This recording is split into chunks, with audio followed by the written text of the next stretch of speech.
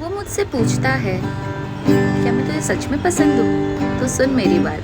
तू मेरा वो फैसला है जिसको पाके यकीन हुआ है। तू मेरा वो दिल का सुकून है जिससे मुझको राहत मिली है। तेरे लिए सब कुछ गवा